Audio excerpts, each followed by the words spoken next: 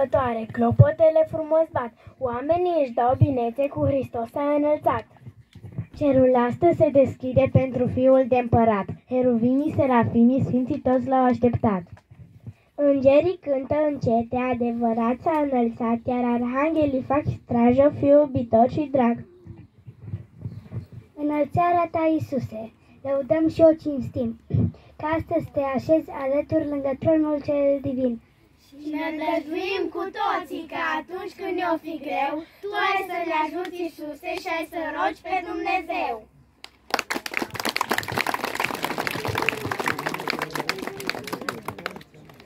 Foaie verde, foi de cimbru, măi române, mai.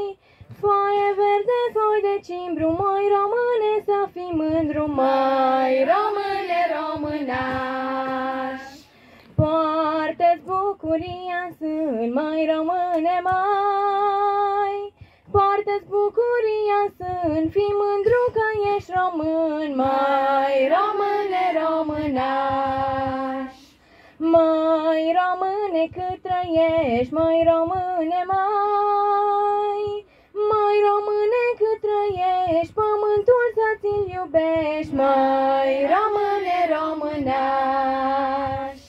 Că s-au risipit sub glie, măi române, mai. Că s-au risipit sub glie toți străbunii în vecie, măi române, românași. Că-au luptat prin foc și pară, măi române, mai. Că-au luptat prin foc și pară, să avem azi frumoasă țară, măi române, românași. Măi române, mai române, ce-ai fost ieri să fii și mâine, măi române, românași.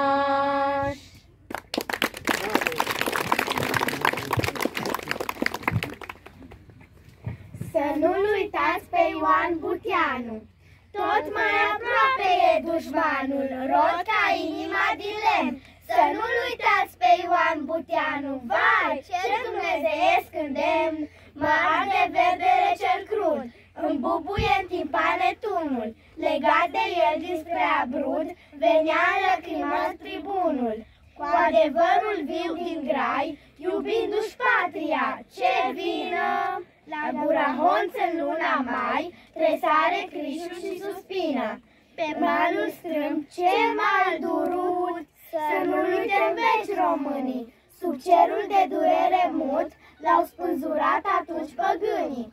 Dar Ioan Buteanu nu e mort, vai, cine sufletul se-i spurce?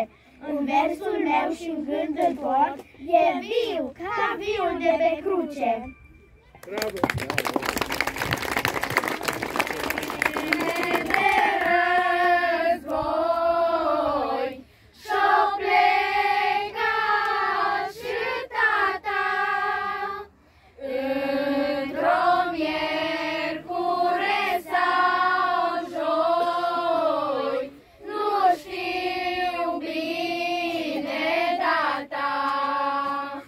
Eu eram cât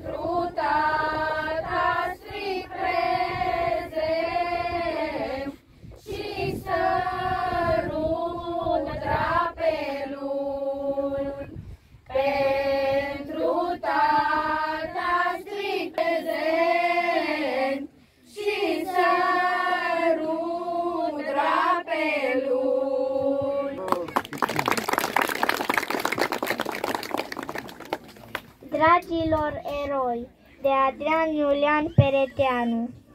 Voi ați fost eroi, voi sunteți eroi, voi veți fi eroii României noi.